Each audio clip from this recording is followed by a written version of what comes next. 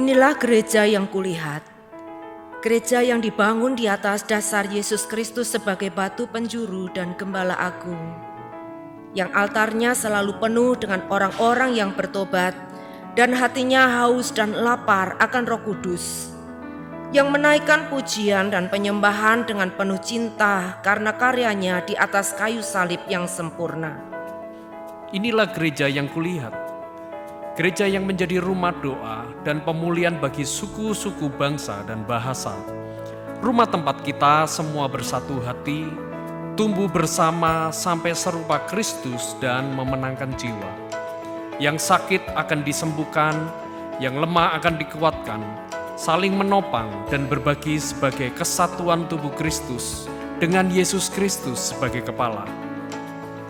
Inilah gereja yang kulihat, yang api kegerakan kasih-Nya tidak pernah padam dari generasi ke generasi, dan kerinduan hatinya untuk melayani dan menjangkau jiwa-jiwa yang terhilang. Gereja yang seperti lumbung Yusuf, selalu diberkati dan menjadi berkat. Gereja yang mengabarkan pesan kebenaran Injil Kristus melalui media, kebudayaan, pendidikan, marketplace, keluarga, politik, dan kesehatan. Gereja yang berdampak dan menjadi terang dan garam. Dan gereja yang kulihat itu adalah Kita.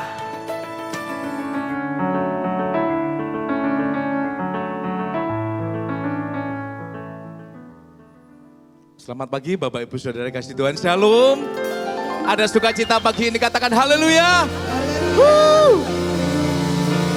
Mari sebelum kita mulai ibadah ini, kita mau berdoa. Kita tundukkan kepala kita. Tuhan Yesus, kami mengucap syukur betapa baiknya Engkau Bapa. Sepanjang pagi ini Engkau Allah yang sudah pelihara kami. Dan kami mau membalas cinta-Mu, kasih-Mu buat apa yang sudah Kau percaya atas hidup kami. Kami mau memuji, menyembah Engkau. Kami belajar firman-Mu. Dan lebih lagi, kami mau menyenangkan hati-Mu. Terima kasih Bapa, di dalam nama Tuhan Yesus, kami siap untuk memberi yang terbaik. Haleluya. Amin. Mari kami undang saudara bangkit berdiri. Kita bersorak-sorai untuk Tuhan kita. Haleluya. Yeay.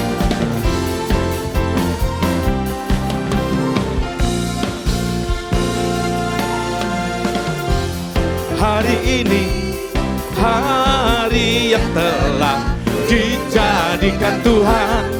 Mari kita bersuka. Katakan hari ini, hey. Hari ini, hari yang telah dijadikan Tuhan. Mari kita bersuka di dalam Tuhan, bersuka di dalam Tuhan. Mari lebih lagi katakan semua, bersuka, bersuka dalam Tuhan.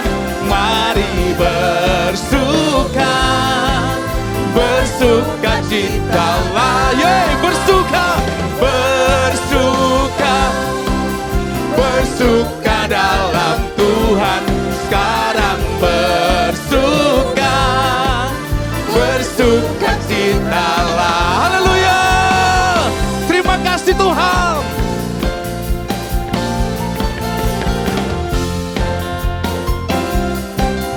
Lebih lagi untuk dia katakan, mari semua. Hari ini, hari yang telah dijadikan Tuhan. Mari kita bersuka. Oh, hari ini, hari ini, hari yang telah dijadikan Tuhan. Mari kita bersuka. Di dalam siapa saudara? Di dalam Tuhan. Bersuka di dalam Tuhan. Mari lebih lagi untuk dia katakan semua. Bersuka, bersuka dalam Tuhan. Mari bersuka, bersuka citalah. Bersuka, bersuka, bersuka dalam Tuhan. Sekarang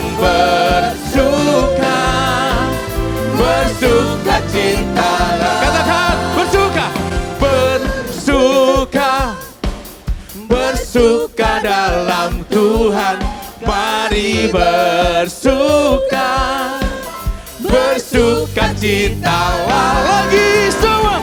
Bersuka, bersuka dalam Tuhan, sekarang bersuka, bersuka citalah, sekarang bersuka, sekarang bersuka, sekarang bersuka, bersuka citalah. Haleluya. Oh yeah. Beri kemuliaan buat Tuhan Raja kita. Saudara, Allah percaya sungguh hebat, amin. Amin. Tuhan kita hebat, amin. Amin. Beri kemuliaan lebih lagi untuk Tuhan kita. Yeah. Semangat lagi untuk Tuhan kita pagi ini.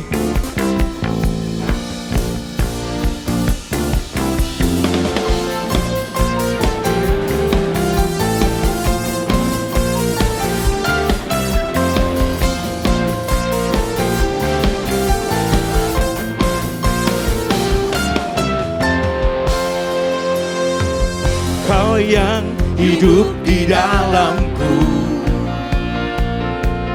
menjadikan ku lebih dari pemenang. Seluruh bumi tinggikan namamu, menyatakan kebesaran dan keagunganmu. Yesus, Tuhanku pemenang, Raja segala raja, perbuatanmu ajaib dan perkasa. Daulah Tuhanku yang hebat, kuasa iblis dikalahkan, surga bumi bersorak. Haleluya.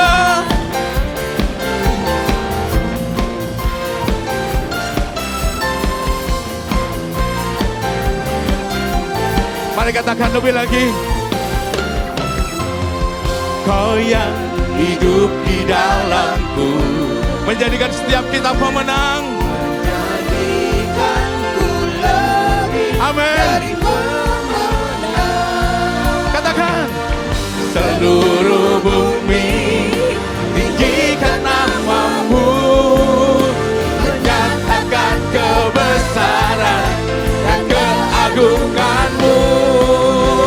Yesus, Tuhanku pemenang, Raja segala raja, perbuatanmu ajaib dan perkasa. Daulah Tuhanku yang hebat, kuasa iblis dikalahkan, surga bumi bersorak. Haleluya. Kita terus ada dalam hadiratnya. Biarkan musik memuji Tuhan. Kita lebih lagi dan siapkan untuk Tuhan. Haleluya.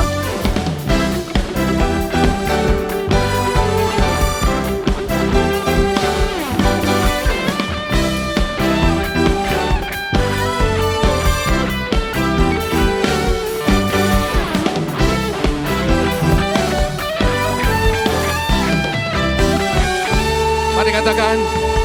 Seluruh bumi tinggikan namamu, menyatakan kebesaran dan keagunganmu. Semuanya.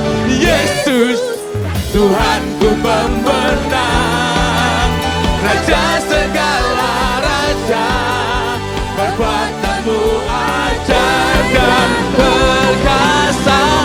Kaulah Tuhanku yang hebat, kuasa iblis dikalahkan, surga bumi bersorak. Yesus, Tuhanku pemenang, Raja segala raja, perbuatanmu ajaib dan perkasa. Kaulah Tuhanku yang hebat, kuasa iblis dikalahkan, surga bumi bersorak. dikalahkan, surga bumi bersorak.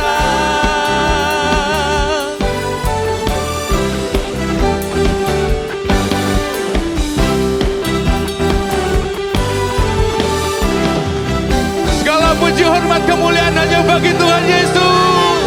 Haleluya. Amin. Silakan Bapak Ibu Saudara untuk duduk kembali, kita mau lebih lagi pagi ini untuk Tuhan. Haleluya.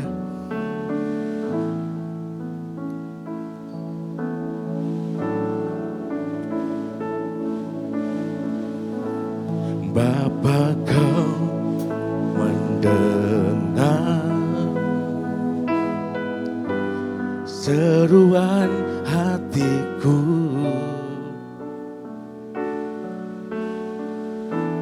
tak pernah Kau lepaskan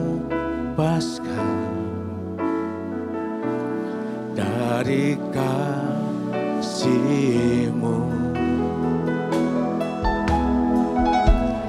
Lewat lembah gelap, Kau temani aku.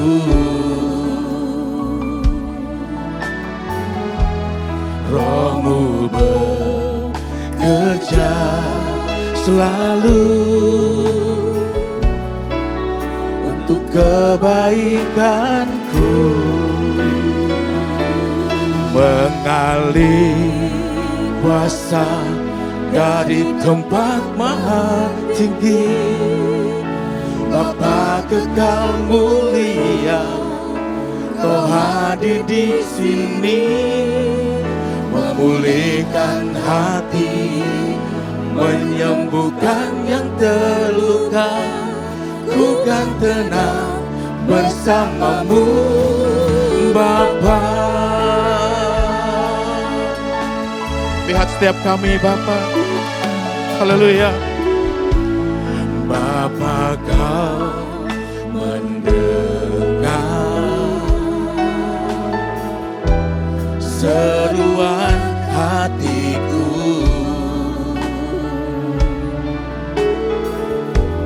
tak pernah Kau lepaskan dari kasih-Mu.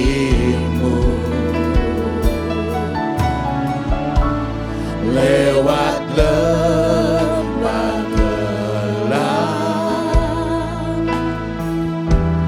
Kau temani aku.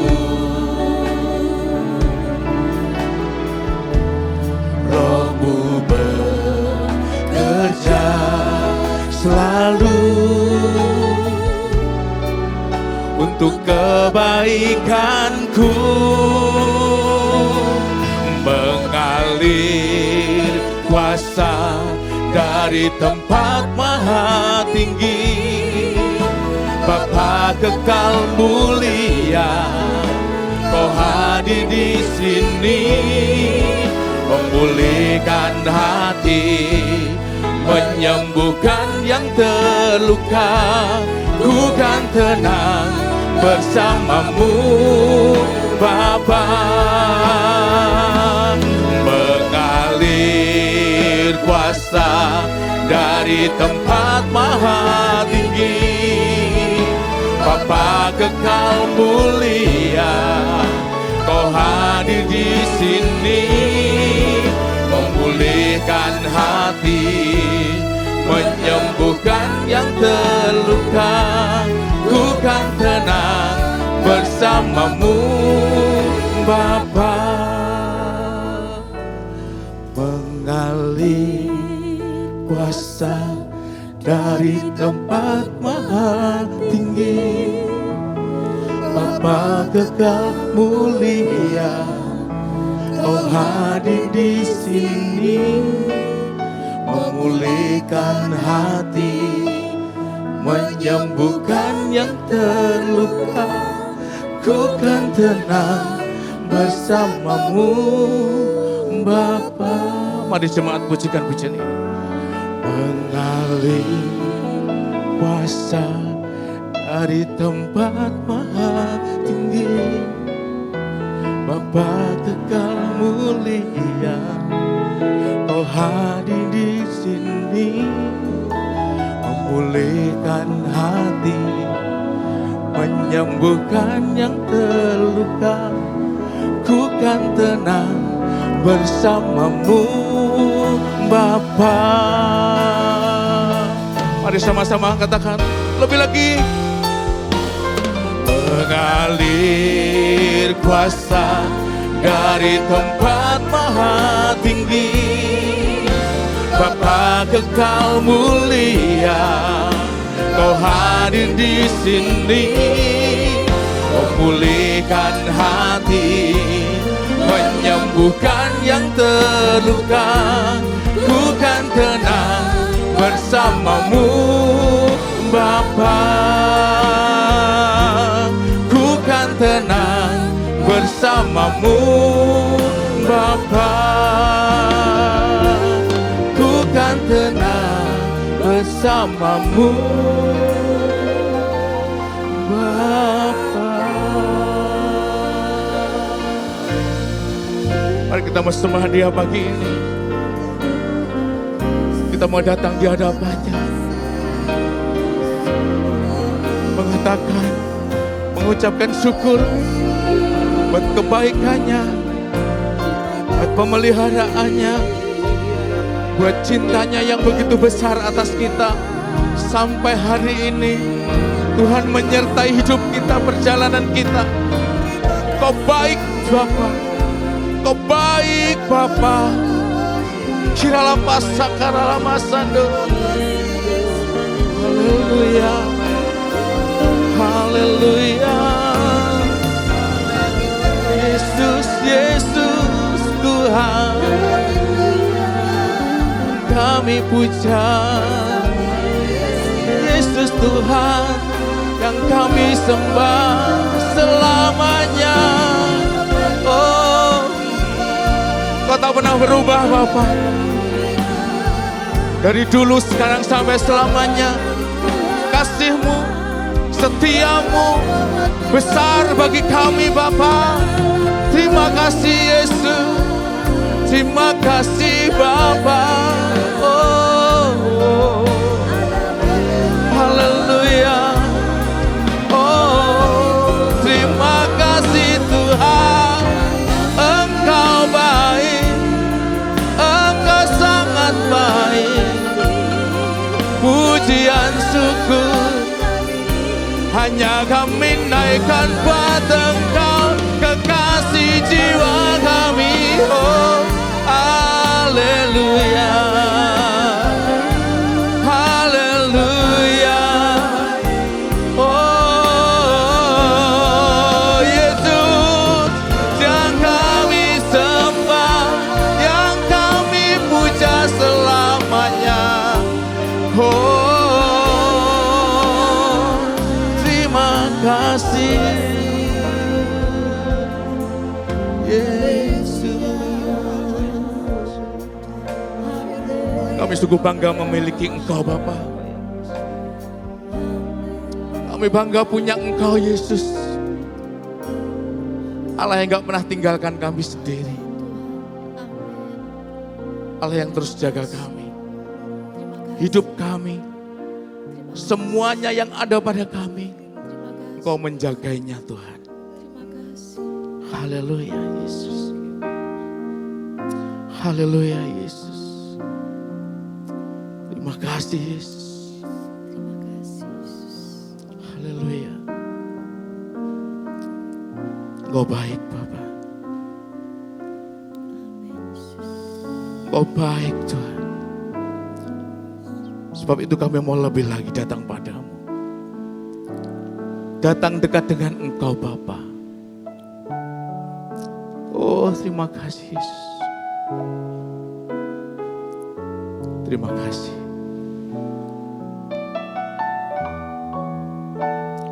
Thank you Yesus. Allah Roh Kudus jamah hatiku dengan urapanmu, rindu selalu dekat denganmu, tinggal di hadiratmu. Katakan lagi. Allah Roh Kudus jamah hatiku dengan urapanmu, rindu selalu dekat denganmu, tinggal di hadiratmu.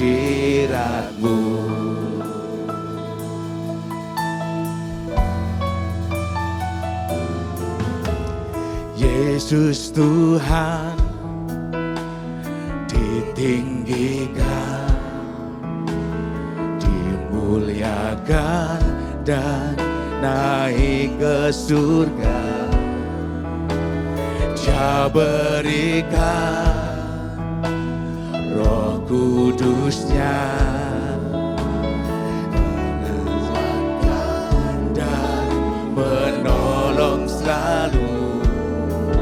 Sungguh ku rindu bersekutu denganmu selamanya. Mari kita mengatakan Allah Roh Kudus, Allah Roh Kudus jamah hatiku dengan urapanmu, rindu selalu dekat denganmu, tinggal di hadiratmu. Allah Roh Kudus, Allah Roh Kudus jamah hatiku dengan urapanmu, rindu selalu dekat denganmu, tinggal di hadiratmu. Haleluya.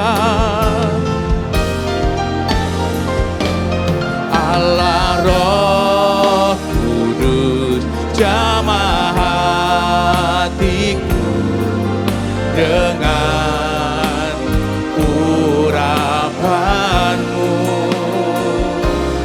rindu selalu dekat denganmu, tinggal di hadiratmu.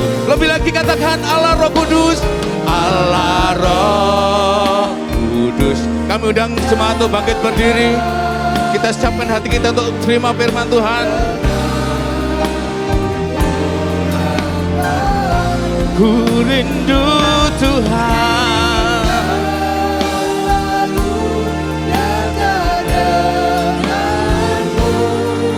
sekali lagi kita mau katakan Allah Roh Kudus jamah hati kami Tuhan. Allah Roh Kudus, kamu undang untuk hambanya dengan urapanmu, rindu selalu dekat denganmu, tinggal di hadiratmu. Mari sama-sama kita angkat tangan kita, yuk katakan Allah Roh Kudus, Allah Roh Kudus jamah hatiku dengan urapan. Sungguh kami rindu Tuhan, rindu selalu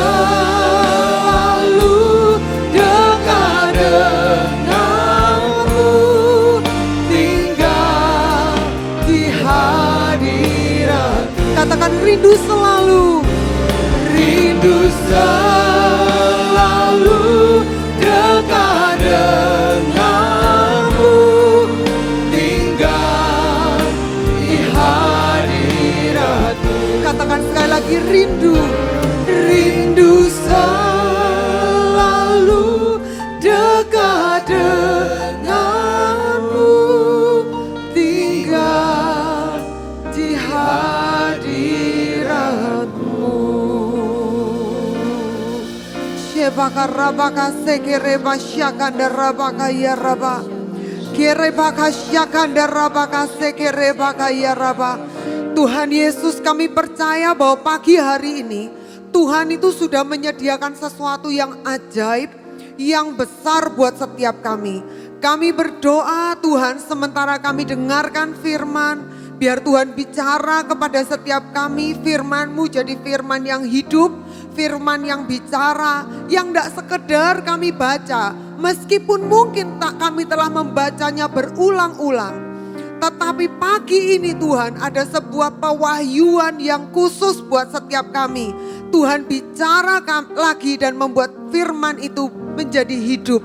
Dan biar kami setiap hari Tuhan, kami dapat mengerjakan firman itu. Terima kasih Tuhan Yesus, Roh Kudus, biar Engkau yang membantu setiap kami. Untuk kami dapat mengerti apa yang Bapa mau katakan kepada setiap kami. Terima kasih, di dalam nama Tuhan Yesus kami terima firman Tuhan. Haleluya. Amin, amin. Silahkan saudara duduk. Saya minta Pak John tetap di situ ya. Puji Tuhan.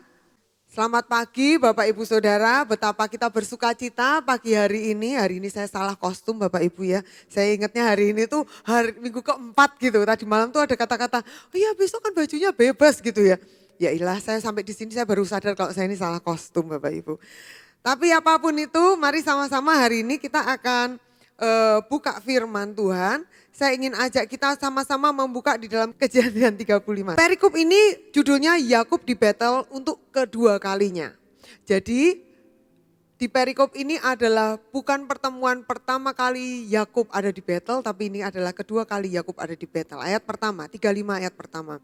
Allah berfirman kepada Yakub, bersiaplah, pergilah ke Betel, tinggallah di situ dan buatlah di situ mezbah bagi Allah yang telah menampakkan diri kepadamu ketika engkau lari dari Esau kakakmu.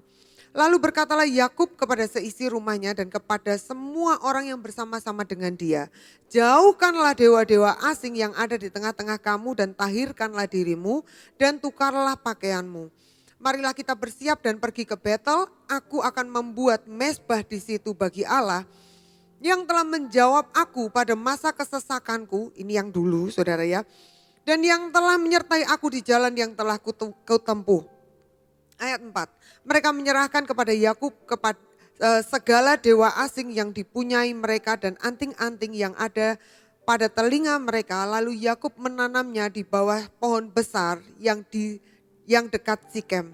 Sesudah itu berangkatlah mereka dan kedahsyatan dari Allah meliputi kota-kota sekeliling mereka sehingga anak-anak Yakub tidak dikejar. Sampai situ dulu Bapak Ibu.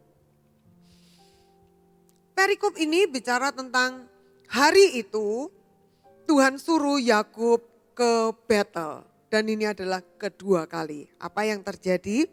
Sebelum-sebelumnya Bapak Ibu kalau dilihat di pasal-pasal sebelumnya adalah waktu itu Yakub ini sudah keluar dari rumah Laban. Waktu Yakub ini keluar dari rumah Laban, Laban kejar Yakub karena Laban kehilangan salah satu berhalanya yang ternyata disembunyikan oleh Rahel. Kemudian mereka di situ berjanjian bahwa mereka tidak akan saling menyerang lagi. Lalu Yakub ini meneruskan perjalanannya dan dia tinggal di sebuah tempat namanya Sikem. Di Sikem itu terjadi sebuah huru-hara gitu ya. Apa yang terjadi? Yaitu anak perempuan dari Yakub yang namanya Dina ini maaf kata diperkosa oleh Sikem. Sikem adalah anaknya, saudara, adalah nama istilahnya itu kayak putra mahkota begitu. Kemudian karena Sikem ini jatuh cinta kepada anak perempuan Yakub yang namanya Dina. Kemudian setelah itu karena kakak-kakaknya laki-laki sangat sakit hati, merasa adiknya itu dipermalukan, dinodai, maka mereka membuat sebuah trik. mereka mengadakan perjanjian bahwa mereka akan berikan adik perempuannya sebagai istri, tapi dengan syarat jika seluruh laki-laki di Sikem itu harus disunat. Ketika mereka diberi perjanjian itu, karena yang namanya Sikem putra mahkota ini terlalu jatuh cinta dengan Dina, mereka langsung sepakat dan setuju. Dia berkata, sepakat seluruh rakyatku, seluruh kaumku akan tak suruh bersunat. Di hari yang sama semua satu kaum bersunat, dan ketika mereka sedang kesakitan, datanglah anak-anak Yakub dan mereka membunuh semua orang laki-laki di Sikem. Yakub dalam kondisi kepepet, seorang ayah yang anak-anaknya laki-laki itu sedang membuat trouble yang besar. Dan hari itu betul di Sikem gak ada orang laki-laki. Tapi kerajaan sekitarnya Yakub marah dan mereka bermufakat untuk mereka itu mau menyerang Yakub, memusnahkan keluarga Yakub. Kenapa? Karena dianggap ini orang tidak tahu yang namanya perjanjian. Tidak bisa pegang perjanjian. Yakub dalam kondisi yang sangat kepepet hari itu. Dan Tuhan berkata kepada Yakub hari itu, bersiaplah pergi ke Betel. Tuhan kita adalah Tuhan atas kesempatan kedua. Berapa banyak dalam hidup kita, kita juga pernah melakukan seperti anak Yakub. Kita melakukan terlalu jauh. Kita melakukan terlalu berdosa. Kita melanggar perjanjian. Kita melakukan apa yang mendatangkan kutuk atas hidup kita. Kita melakukan apa yang kita tahu itu salah, tapi kita gak bisa tahan diri kita. Dan kita berkata, aku harus balas. Aku harus balas itu. Sehingga waktu kita kerjakan itu, saudara, ketika kita marah, kita meledak, saudara ya. Hari itu kita puas, tapi kalau boleh ditanya dalam hati kita, sejujurnya apakah kita merasa kita menang? Di dalam sebuah pertikaian, ketika suami dan istri ini saling bertengkar satu dengan yang lain. Yang satu punya pendapat, yang satu punya pendapat. Saya tanya, ketika kita ini sedang bersih tegang satu dengan yang lain dan sama-sama keras, sampai akhirnya salah satu ini sepertinya memenangkan pertikaian ini, memenangkan kekerasan ini. Saya tanya, saudara yang kalah, saudara merasa apa? Dalam hati saudara, saudara merasa bahwa dia menang? Belum tentu. Seringkali kita merasa gini, wes barno ae lah, wes bosen aku. Benar gak saudara? Di dalam sebuah pertikaian, seringkali kita ini memilih untuk tidak mau kalah. Tapi lain ketika kita memilih berkata bahwa oke, aku membiarkan kamu kalah, kita menjaga kedamaian. Daripada kita bertengkar, saya pilih untuk diam. Saya pilih untuk jaga tetap punya damai sejahtera. Saya pilih untuk mengampuni. Siapa yang menang saudara? Saudara akan punya kepuasan dalam diri saudara ketika saudara bisa mengampuni. Kita akan punya kepuasan dalam jiwa kita ketika kita bisa jaga damai sejahtera kita. Nah saudara, hari itu Tuhan memberikan kesempatan kedua buat Yakub. Setelah Yakub ini tinggal di situ, Yakub ini lari pertama-tama dia lari dari Esau. Ketika dia lari dari Esau, dia menuju ke rumah Laban. Dia ketemu Tuhan di Betel. Itu pertama kali Yakub ketemu Tuhan. Itu sebabnya dia bilang, ini namanya tempat ini adalah Betel, bukan Luz. Luz adalah nama orang sekitar kasih nama tempat itu. Tapi Yakub kasih tempat itu nama yang baru. Ini adalah rumah Allah. Itu kata-kata Betel artinya. Ini nih rumah Tuhan. Dia lari, dia menuju ke Laban. Sesudah itu apa yang terjadi? Dia gak ngalami apapun di situ. Di situ dia ngalami perhelatan kehidupan yang keras. Dia ngalami ditipu, dia ngalami menipu. Dia ngalami yang namanya kekerasan, dia ngalami yang namanya itu hidup yang tidak enak. Maupun dia mengalami yang namanya di situ dia dapatkan kekayaan juga. Tapi dia telah berjalan begitu jauh. Sampai di pasal 34, ketika krisis yang besar terjadi dalam hidupnya Yakub, yaitu anak perempuannya diperkosa dan anak laki-lakinya bermufakat bersama-sama bikin problem. Udah keluarga udah hancur semua. Betapa sering kali kita nih dulu pernah ketemu Tuhan. Kalau saudara ingat-ingat, saudara kapan saudara pertama kali ketemu Tuhan? Saya ingat saya pertama kali saya ini ngalami Tuhan waktu saya SMP. Waktu itu ketika ada persekutuan doa gitu kan. Waktu itu kalau nggak salah saya SD atau SD kelas 6 atau SMP kelas 1 saya lupa. Tapi waktu ada persekutuan doa hari itu semua orang ini, saya juga ikut dijamah Tuhan di situ. Saya ikut dijamah Tuhan di situ. Tapi dengan berjalannya waktu, saudara, saya bisa mengatakan bahwa dengan jujur saya bilang bahwa saya tidak senantiasa berada di battle. Jujur, saudara, saya enggak selama-lamanya jadi anak baik. Saya juga pengen jadi nakal waktu saya muda, saya pengen tahu rasanya.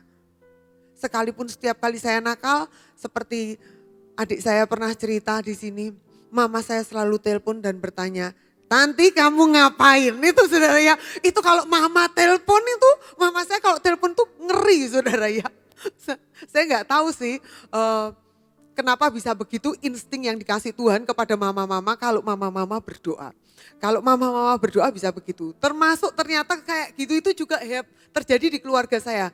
Kalau anak saya kenapa gitu ya saudara, saya tuh bisa tahu aja. Seringkali meskipun saya pura-pura tidak tahu. Karena Tuhan bilang, jangan sok tahu, terima dia apa adanya. Baiklah, dengan pura-pura tidak tahu saya menerima dia. Tapi perubahan itu Tuhan yang insting itu Tuhan yang kasih. Jadi dari yang gak tahu apa-apa bisa tahu, itu kalau kita berdoa bisa tahu. Nah, kembali kepada Yakub ini, dia udah jalan terlalu jauh. Dia udah meninggalkan Tuhan terlalu jauh. Dia tadinya ketemu dengan Tuhan di battle, tapi sekarang dia udah terlalu jauh dan dia menghadapi krisis kedua dalam hidupnya. Setelah dulu dia dikejar Esau satu orang, sekarang dia dikejar bangsa-bangsa di sekitarnya.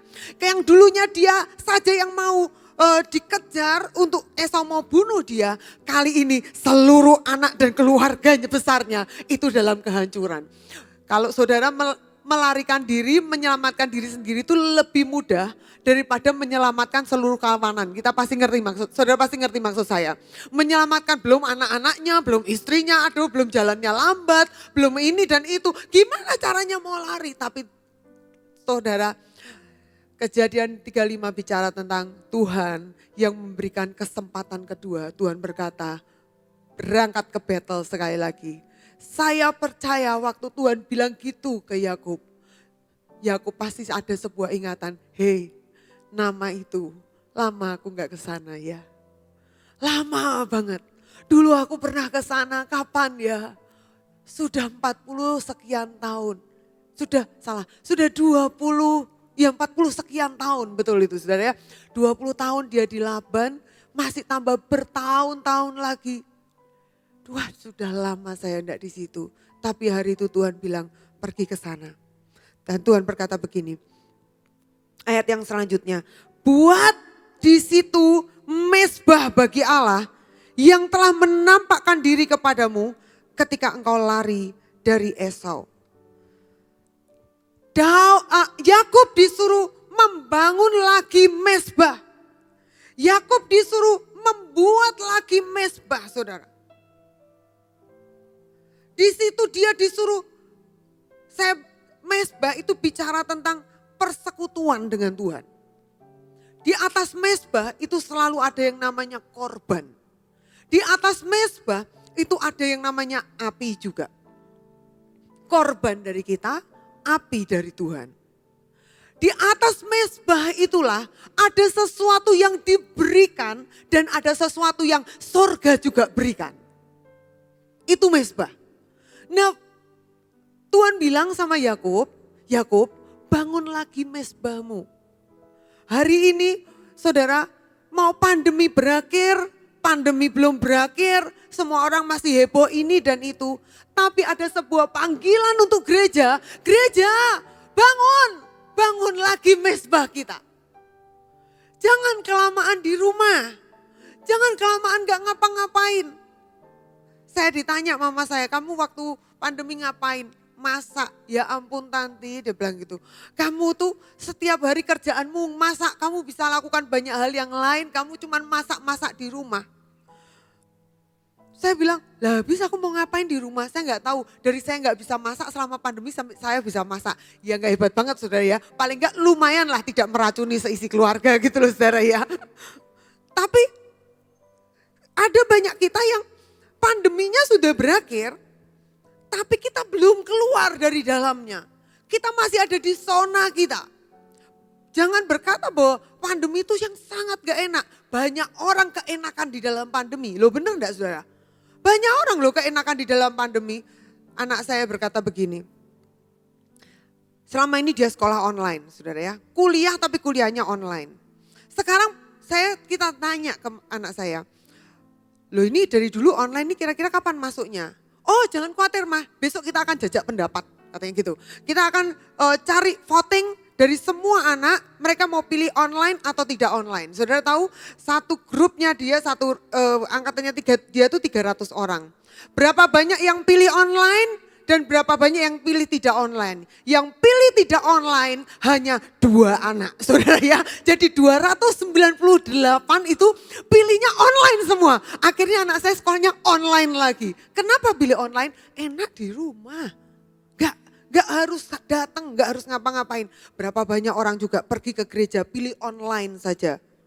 Padahal firman Tuhan berkata waktu mezbah dibangun, itu ada korban di atasnya. Makanya kalau saudara rasa-rasa benar-benar kalau mau jujur, saudara lebih diberkati datang ke gereja atau online? Jujur. Datang ke gereja atau online? Datang ke gereja 1, online 2. Saudara yang pilih 1 angkat tangan saudara, 1. Yang pilih 2 angkat tangan tapi angkanya 2 begini saudara ya. Ada saudara? Kenapa kok lebih enak datang ke gereja? Karena waktu saudara mau pergi ke gereja, belum apa-apa, saudara sudah taruh korban dulu. Korban apa? Korban waktu. Yang kalau kita online, rembes-rembes bangun tidur, di weker tepat 5 menit sebelum kebaktian mulai, minum air putih sama masih belean, masih belum sikat gigi, kita sudah pasang itu, kalau kita merasa kita malas nyanyi ya kita nggak nyanyi, pokoknya lihat dan kita merasa lihat aja sudah cukup ibadah. Sementara kita mau datang ke gereja, saudara sejam sebelumnya minimal saudara sudah bangun, saudara sudah mandi dulu, saudara pakai bensin ke sini. Kalau saudara enggak pakai bensin berarti kalau saudara jalan saudara pakai nasi, saudara ya bahan bakarnya nasi. Ada sesuatu yang dikorbankan, korban waktu. Di sini persembahan, kalau di rumah saudara ya kadang ya enggak persembahan. Loh saya ngomong gini bukan karena saya tidak tahu rasanya. Kalau saya di rumah saudara habis ibadah enggak persembahan sudah habis ibadah amin. Semua lari ke meja makan. Sampai di meja makan anak saya tanya, gitu tuh kalau papa persembahan enggak ya? Oh iya lali, dibuka meneh saudara ya. Langsung dibuka lagi, di rewind lagi baru kebaktian. Lah itu kan kalau diingetin. Lah kalau enggak diingetin, lah itu kan kalau punya M-Banking. Kalau nggak punya M-Banking, kalau nggak bisa itu saudara ya. Cetek itu ngapain saudara? Kita pakai persembahan nggak? Enggak juga. Nggak ada korban di atasnya. Saya enggak bicara, enggak tekankan ini pada persembahan. Tapi korban hidup kita nih saudara. Bukan soal persembahannya. Tapi bagaimana kita berkorban. Beri waktu, beri pikiran. Kalau kita di rumah kita bisa seenaknya aja, nggak perlu konsen-konsen amat. Sambil kita ibadah, pembantu kita jawil-jawil, anak kita jawil-jawil, kita bisa sama urus yang lain. Tapi Tuhan memanggil gereja hari-hari ini. Ayo bangun lagi mezbah di atas hidup kita. Bangun lagi dengan serius. Sebab saudara, inilah jalan keluar dari krisis. Inilah jalan keluar, inilah yang disebut kesempatan kedua. Kalau hari ini kita ngelewati krisis, kalau hari ini kita ngelewati pandemi dan masih hidup, inilah kesempatan kedua. bangun lagi mezbah hidup kita. Mari kita akan buka di dalam Ibrani 12 ayat 15. Ibrani 12 ayat 15. Firman Tuhan berkata begini, jagalah supaya jangan ada seorang pun menjauhkan diri dari kasih karunia Allah, agar jangan tumbuh akar pahit yang menimbulkan kerusuhan dan yang mencemarkan banyak orang. Jangan menjauh, firman Tuhan berkata, bangun lagi. Orang yang membangun mezbah, gak bisa membangun mezbah itu, mezbah kalau zaman dulu itu batu besar-besar ditumpuk-tumpuk. Dia kalau mau bangun mezbah dia gak bisa ngelempar batu dari jauh. Jangan menjauh, dia harus angkat batu itu pakai tenaga saudara. Dia harus jalan, dia harus taruh itu satu-satu. Ya nek misalnya bantal bawa ikan ringan saudara, kalau batu saudara bisa bayangkan sendiri itu sesuatu yang berat dibawa. Ada usaha yang diberikan dan ditumpuk di atasnya dengan rapi. Hanya untuk bangun mezbah, betul bangun mezbah perlu usaha besar. Siapa yang dikalahkan? Daging kita sendiri. Bangun mezbah gimana caranya di rumah? Betapa banyak kita ini kasih waktu buat kita ini tangan jempol kita begini loh saudara. Ngapain saudara? Handphone, scrolling handphone, ngek, gak habis-habis. Tapi baca firman tuh bisa gak sempat saudara. Saudara pernah tahu yang saya maksud? Benar saudara ya, apakah cuma saya aja yang mengalami? Apakah saya aja yang cuma pernah mengalami bahwa waduh kalau sudah gini ya bisa baca firman nanti tidak sempat. Kebanyakan begini saudara. Padahal yang dilihat ya sama loh. WA lagi, grup lagi.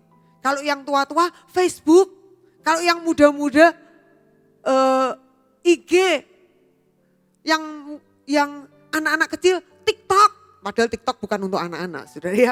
Tapi anak-anak kecil hari ini sukanya TikTok atau yang generasi mami-maminya nari-nari TikTok. Nah gitu kan saudara ya. Gini terus.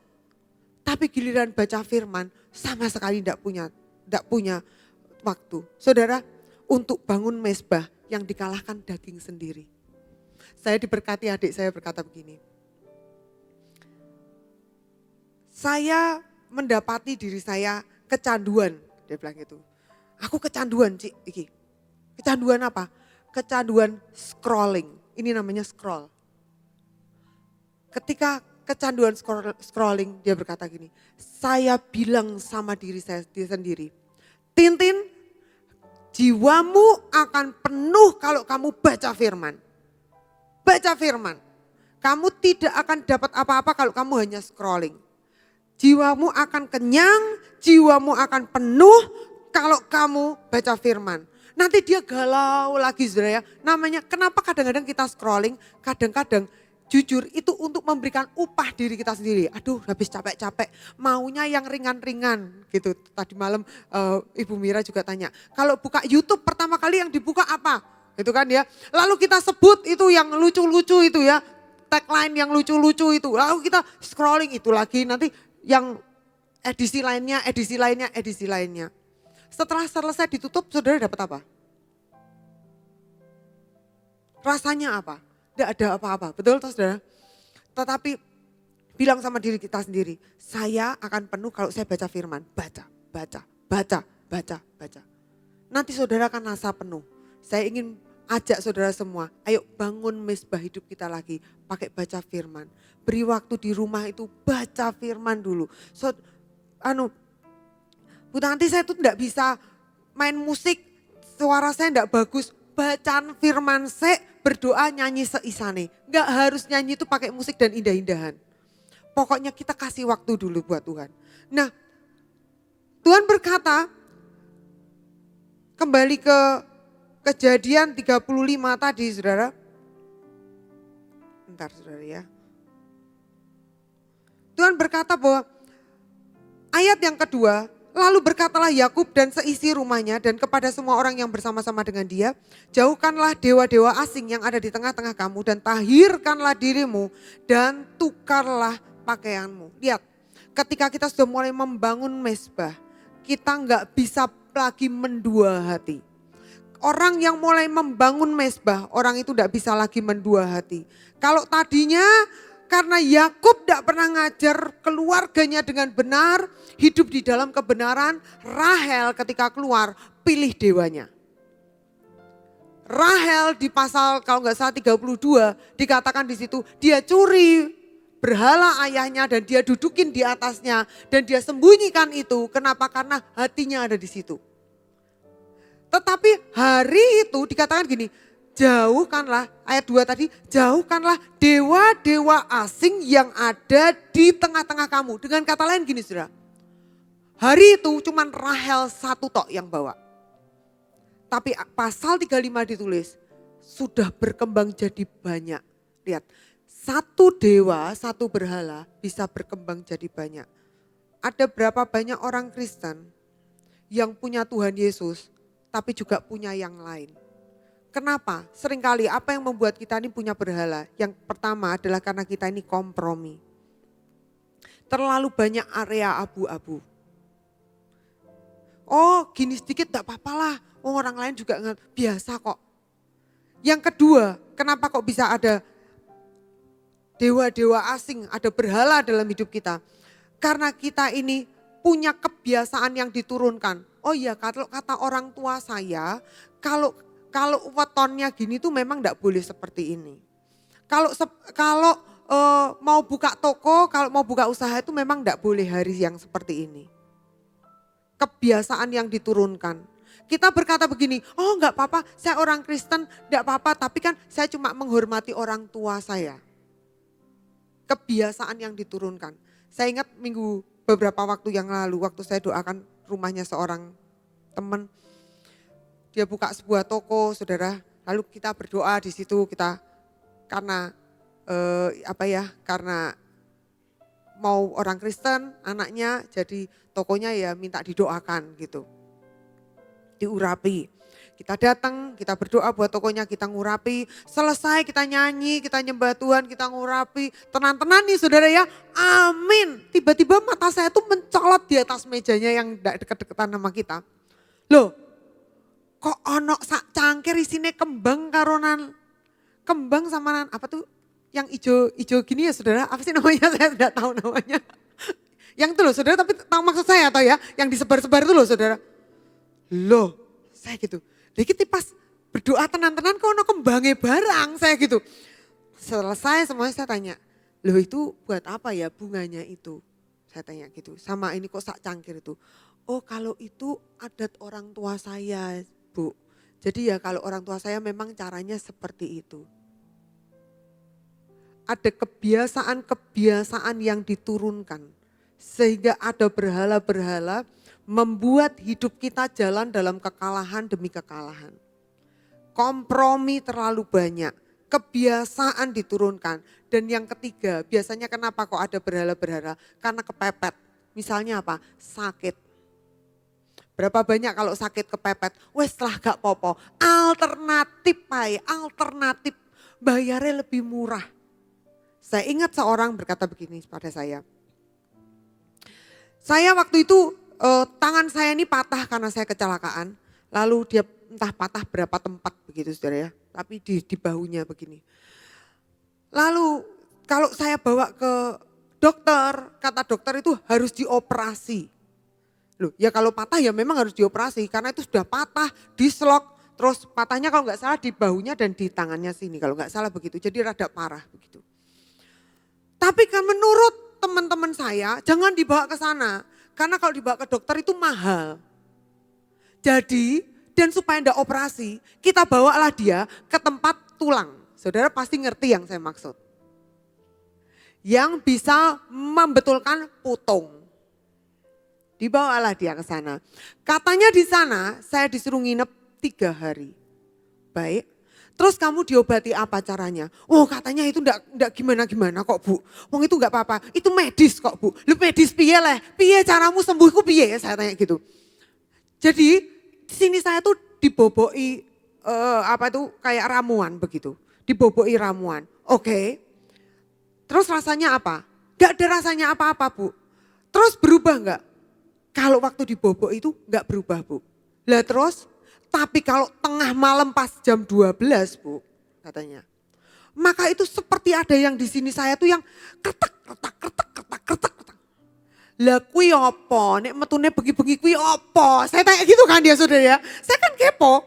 Lu masa kui ra ngerti gitu. Terus lah dia bertanya, iya ya Bu ya. Gitu tuh apa ya Bu ya? Wong kini terlalu kepepet, mata gelap, tidak mencari Tuhan menjadi bodoh. Loh itu udah orang lain toh. Loh saya ya gitu saudara, kalau kepepet tidak mencari Tuhan itu membuat kita bodoh. Makanya kalau kepepet jangan mikir yang aneh-aneh, cari Tuhan dulu. Sampai hari ini saudara, saya sejak dari hari itu kemudian ada begitu banyak hal terjadi. Loh setan tuh gak pernah bayari pakai uang. Lah kalau saudara setan mau saudara bayari pakai uang lah kok enak men. Kalau enggak gitu kan setan enggak disebut pencuri, pembunuh, pembinasa. Pertama curi dulu. Bunuh kedua kali, 3 baru binasakan. Tapi dia tidak mau cuma sekedar curi uang saudara. Ada lagi orang yang berkata begini, lah piye, wes aku tidak punya uang. Semua warung yang lain pakai, masa warungku tidak. Ada banyak anak Tuhan, warungnya juga pakai gitu saudara. Loh kok iso loh saya bilang gitu. Loh kok iso, lah kalau tidak gitu Bu Tanti, orang rame. Orang lain semua pakai. Loh saya enggak terlalu gitu-gitu kok Bu Tanti. Saya enggak terlalu gini-gitu. Cuman ini bahasa pegawai saya saudara ya. Karena saya tuh ya enggak pernah jalan ke situ. Cuman bahasanya gini. Angger entuk 40 hari. Itu tapi bahasa Jawanya itu apa gitu saudara ya. Itu harus balik lagi. Soalnya kalau sudah 40 hari itu sudah hilang itunya. Hilang jambinya tuh sudah hilang. Jadi harus dibaleni lagi. Banyak orang Kristen hidup dengan cara yang abu-abu ini tadi. Kompromi. Punya kebiasaan. Karena kepepet, saudara saya kasih tahu. Hal-hal seperti itu mendatangkan kutuk atas hidup kita.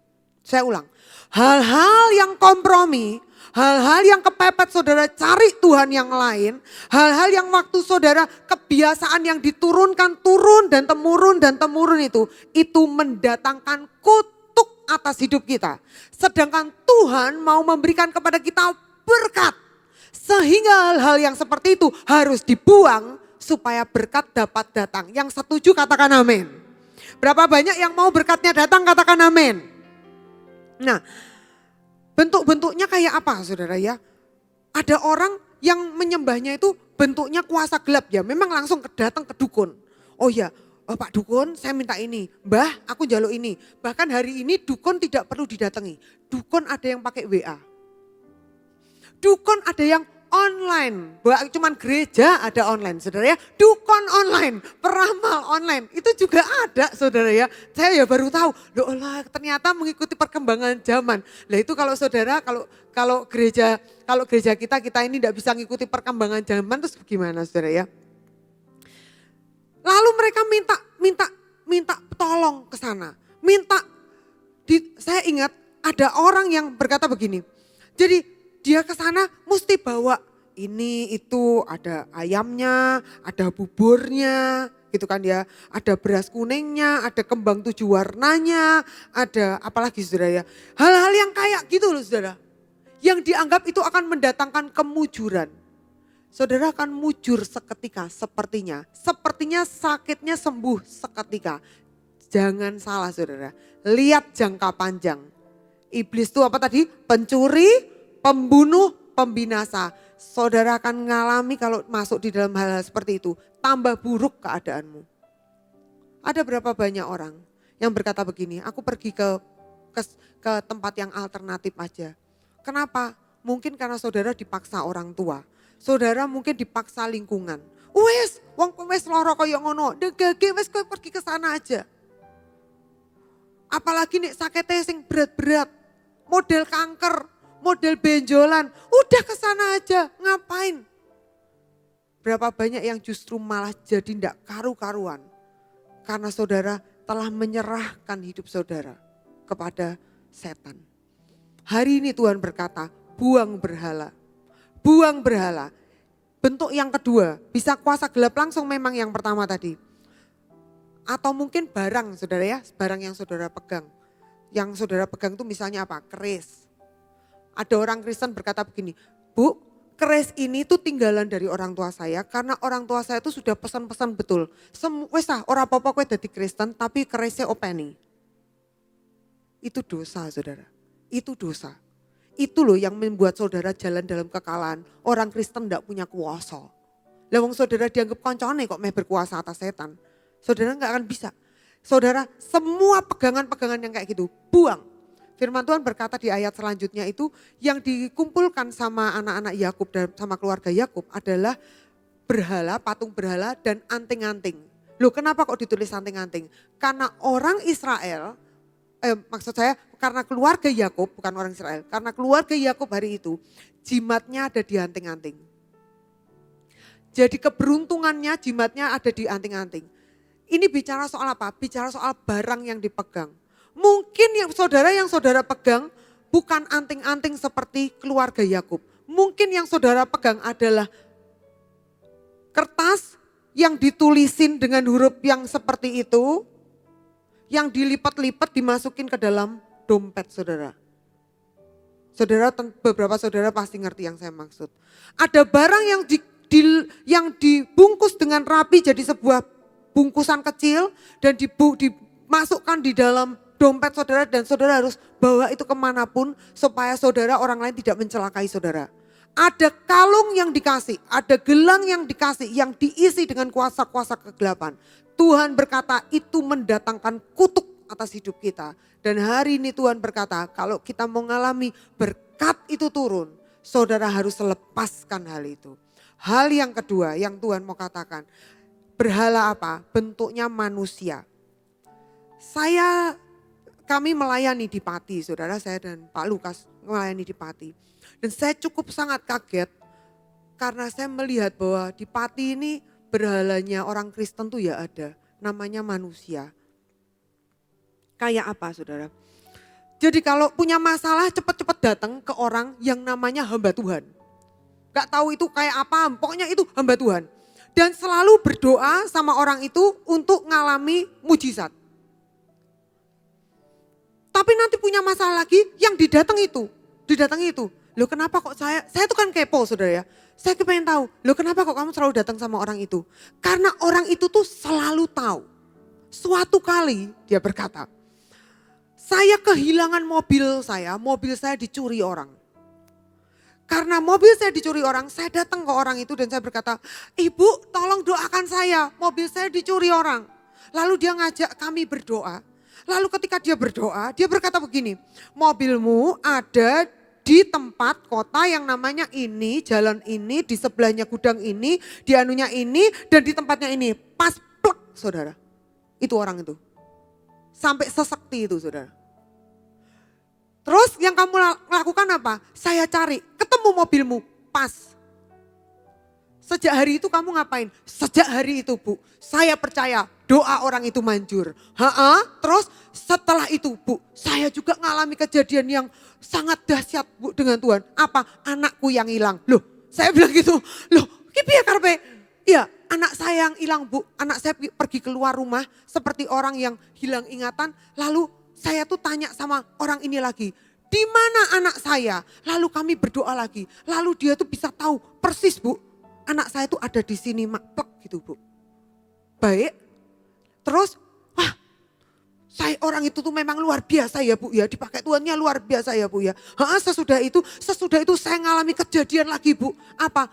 Saya kecelakaan yang sampai hampir mati. Kemudian yaitu pergi ke putung-putung itu. Loh lah kamu kok katanya pergi ke hamba Tuhan. Loh karena atas dasar nasihat dari hamba Tuhan ini. Dan di putung-putung itu Ibu, saya juga didoakan oleh hamba Tuhannya itu dan menjadi sembuh. Dan sampai hari ini dia bukan kecanduan Tuhan, dia kecanduan hamba Tuhan ini. Saya bilang, tak kasih tahu ya, saya bilang, dia bukan hamba Tuhan. Hamba Tuhan punya tugas membawa umat kepada Tuhan, bukan kepada dirinya sendiri.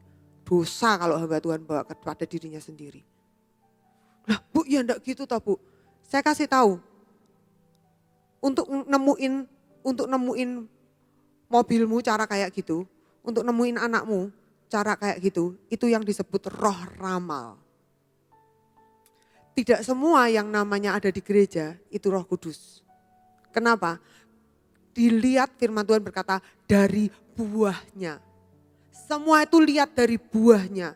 Jika saudara jadi dewasa, mengenal Tuhan, mengasihi Tuhan, mencintai Tuhan, saudara jadi semakin tergila-gila dengan Tuhan, saudara semakin secara pribadi saudara mengejar Tuhan.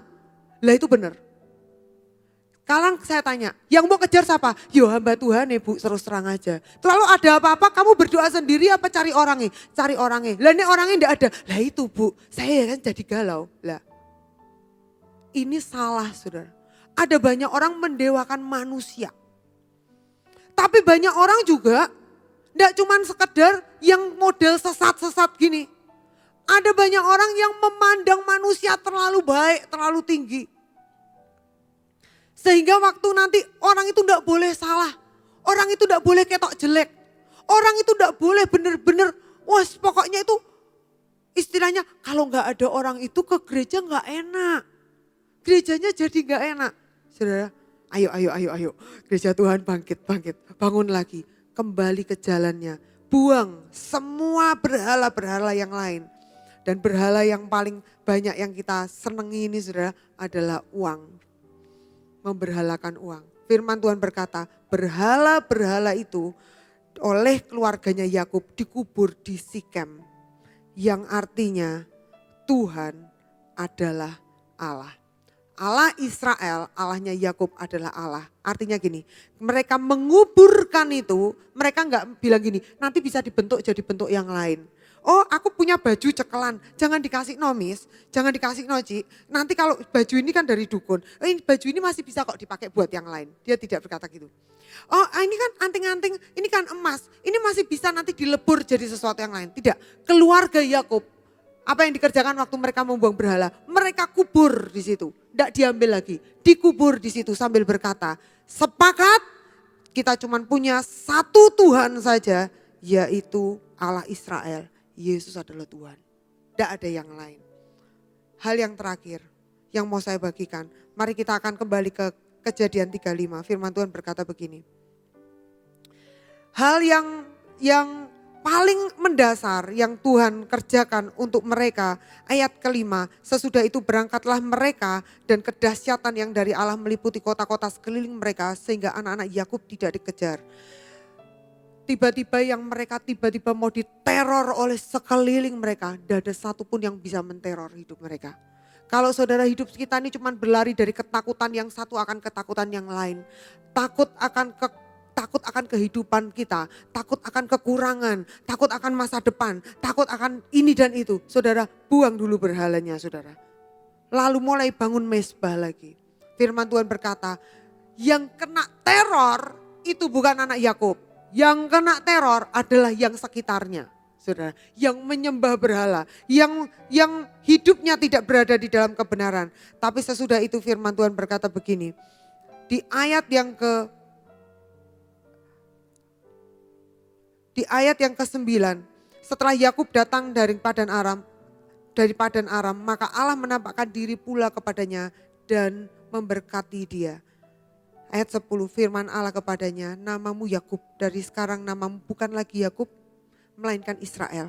Itulah yang akan menjadi namamu. Maka Allah menamai dia Israel. Lagi firman Allah kepadanya, akulah Allah yang maha kuasa, beranak cuculah bertambah banyak, satu bangsa, bahkan sekumpulan bangsa-bangsa akan terjadi daripadamu dan raja-raja akan berasal daripadamu 12. Dan negeri ini akan kuberikan kepada Abraham dan kepada Ishak, akan kuberikan kepadamu dan juga kepada keturunanmu.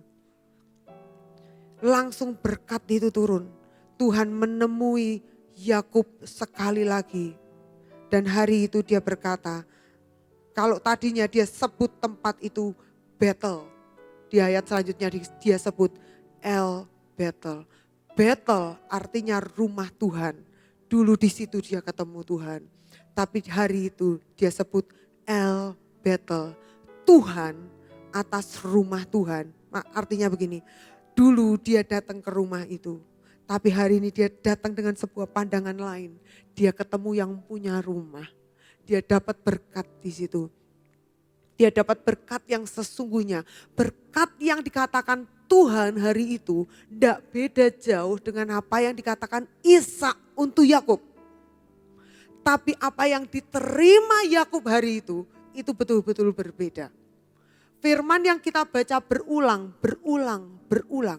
Tiap kali akan memberikan kita sebuah sudut pandang yang beda. Ketika berkat itu datang, ketika hadirat Tuhan itu kembali dihargai di rumah kita, kita akan melihat dengan sudut pandang yang berbeda. Hari ini saya mau ajak kita semua, ayo kejar Tuhan lagi. Mungkin hari ini kita sedang mengalami dikejar oleh banyak hal. Tapi seperti Yakub, pilihlah untuk membangun lagi mezbah. Pilihlah untuk kembali lagi ke Betel, mencari Tuhan lagi. Pilihlah untuk membuang berhala kita. Dan biar Tuhan itu menemui setiap kita. Mari kita akan bangkit berdiri saudara.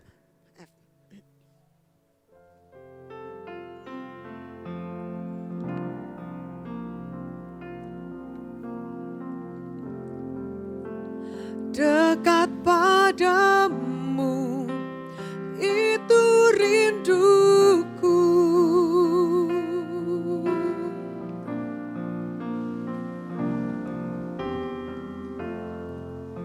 Setiap kataku kau pun menunggu.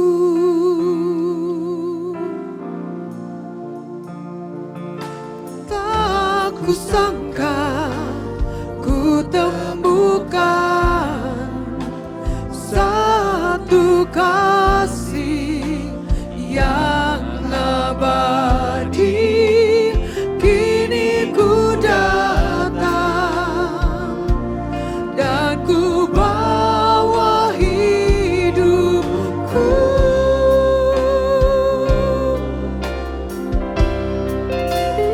Memandang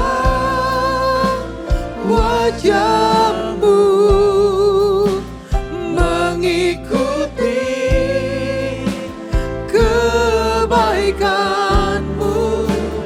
mengejar hadirmu dalam hidupku. Katakan membawa sembahku, menyatakan kebesaranmu, mengejar hadirmu dalam hidupku. Katakan memandang wajahmu, memandang wajahmu, mengikuti kebaikanmu, mengejar hadirmu dalam hidupku. Membawa sembah, membawa sembahku, menyatakan kebesaranmu, mengejar hadirmu dalam hidupku. Mari kita renungkan firman sebentar. Mungkin kemarin kita ngalami di mana kita menjauh dari Tuhan, menjauh dari anugerah, menjadi kendor, sehingga hidup kita ngalami masuk di dalam krisis, hidup kita masuk di dalam masa-masa kepepet. Tapi firman Tuhan berkata, hari ini Dia Tuhan atas kesempatan kedua. Tuhan sedang mau memberikan kesempatan yang kedua untuk setiap kita. Dia mau memulihkan berkat-berkat kita yang tercuri. Dia mau memulihkan hidup kita yang berantakan. Dia mau untuk memulihkan hidup kita yang sudah menjadi penuh dengan sampah dan kesalahan. Hari ini Tuhan berkata, Dia Tuhan atas kesempatan kedua.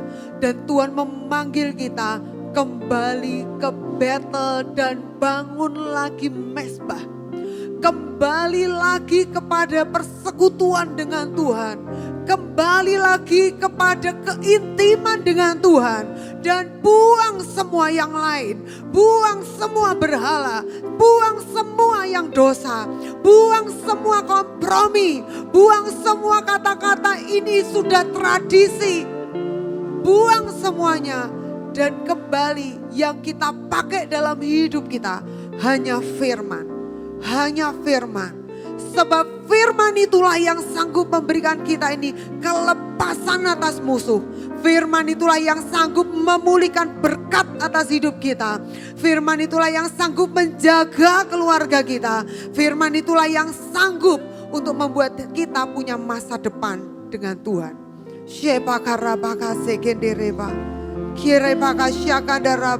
Tuhan, kami berdoa pagi hari ini. Seperti Tuhan Engkau menemui Yakub sekali lagi di Betel itu dan menyatakan dirimu. Sehingga Yakub mengenali Engkau sebagai El Betel, Tuhan atas rumahnya. Demikian juga hari ini, pagi ini kami mau mengejar Engkau dan berkata, Tuhan temui kami sekali lagi Tuhan. Temui kami sekali lagi. Biar kami start fresh lagi. Biar kami start new lagi. Start dengan memulai sesuatu yang baru lagi bersama-sama dengan Tuhan. Temui kami lagi Tuhan. Temui kami lagi Tuhan. Berapa banyak saudara yang rindu berkata, Tuhan temui aku lagi. Jamah aku sekali lagi Tuhan. Aku butuh Engkau lebih dari apapun. Tuhan, jamahanmu. Kalau itu saudara, mari kita angkat tangan kita. Tuhan, buat setiap kami yang mengangkat tangan, temui kami lagi Tuhan. Temui kami lagi Tuhan. Temui setiap kami lagi Tuhan. Katakan memandang wajah-Mu. Memandang wajah-Mu, mengikuti kebaikan-Mu,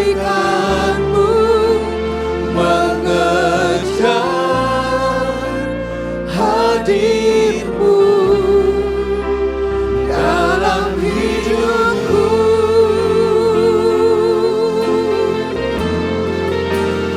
Membawa sembahku, menyatakan kebesaran-Mu, mengejar hadir-Mu dalam hidupku. Sekali lagi katakan memandang-Mu Tuhan. Memandang. Ayo kejar Tuhan. Katakan Tuhan, Engkau harus temui aku seperti Engkau temui Yakub Tuhan. Temui aku sekali lagi Tuhan. Mengejar hadir-Mu dalam hidupku.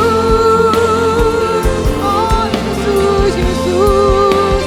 Membawa sembahku, menyatakan kebesaran.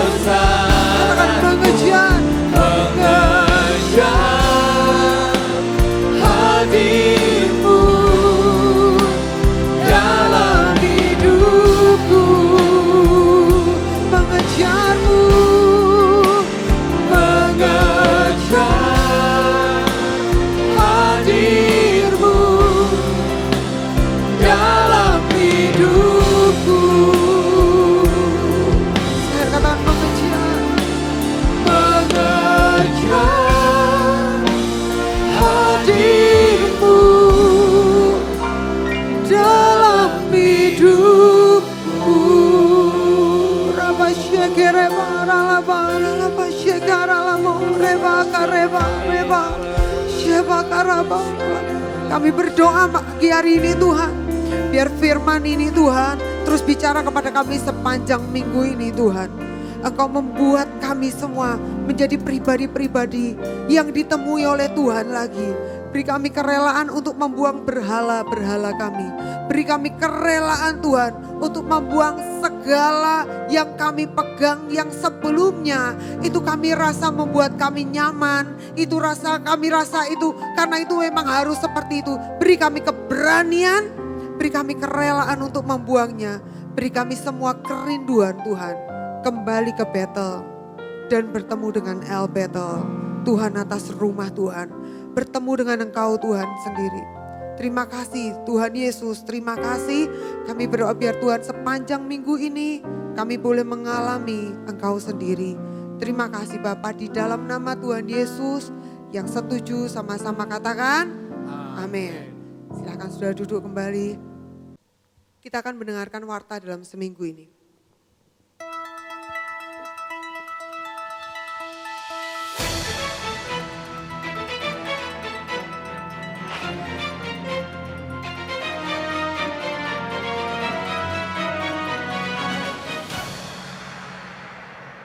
Shalom jemaat Tuhan, inilah beberapa informasi warta gereja untuk minggu ini. Pelayanan baptisan akan dilaksanakan pada minggu pertama di bulan Juli. Bagi jemaat yang membutuhkan pelayanan baptisan bisa menghubungi admin gereja. Ibadah FOG dilaksanakan setiap hari Minggu pukul 10 pagi. Ibadah sekolah minggu pahlawan kuat dilaksanakan setiap hari Minggu pukul 5 sore. Pasda atau pasukan doa sekolah minggu pahlawan kuat akan dilaksanakan pada hari Sabtu tanggal 25 Juni 2022 pukul 4 sore bertempat di ruang sekolah minggu. Bagi jemaat yang mau terlibat dalam tim doa bisa menghubungi Bapak Ade di nomor 0821 9702 1203 atau admin gereja. Mari jemaat Tuhan segera daftarkan putra-putri Anda di SD Kristen Pelita Persada. Masih ada harga diskon untuk uang gedung. Untuk pendaftaran bisa menghubungi Miss Ratna di 0852 9971 1112 atau Miss Ella di 0858 9112 8757. Jadwal doa dalam sepekan Gereja Betani Blora. Doa pagi setiap hari Selasa pukul 5 pagi via Zoom meeting. Doa malam lawatan setiap hari Jumat pukul 6 sore. Doa misi setiap hari Sabtu pukul 8 pagi via Zoom meeting. Persembahan dan perpuluhan dapat dikirim ke rekening kas gereja di BCA nomor 196 977 7779 atas nama GBI Betani Blora.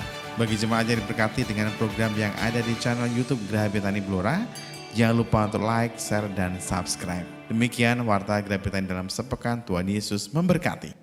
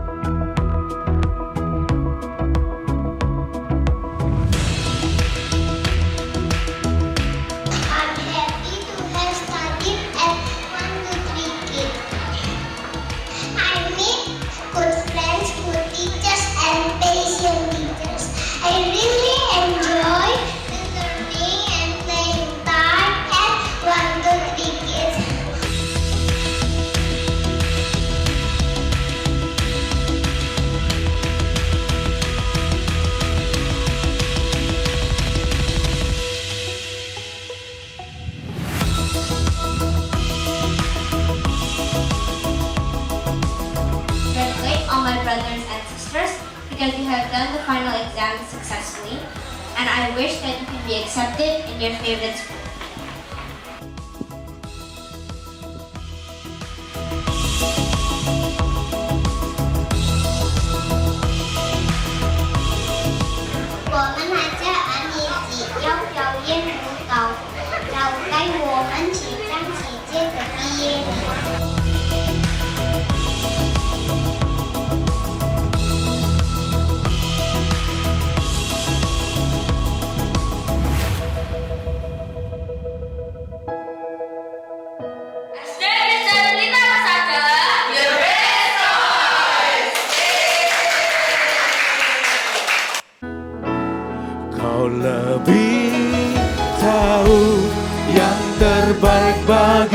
aku, Kau lebih sanggup pulihkan hidupku. Ku berserah, ku percaya, hanya Yesus penolong yang setia. Mari lebih lagi katakan, Kau lebih tahu yang terbaik bagiku, Kau lebih sanggup pulihkan hidupku. Ku berserah, ku percaya, hanya Yesus penolong yang setia. Hanya Yesus penolong yang setia. Katakan hanya Yesus, hanya Yesus penolong yang setia. Haleluya, beri kemuliaan buat Tuhan Raja kita, Yesus.